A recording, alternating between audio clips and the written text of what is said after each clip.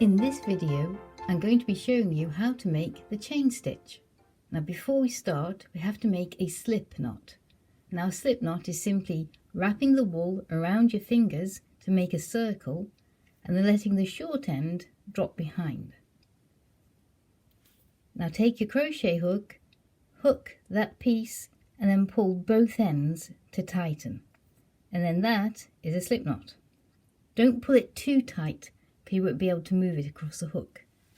Now, for the actual chain stitch, all you have to do is wrap the yarn around and pull through the loop on your hook, like that. And that's the first chain stitch. We'll do that again.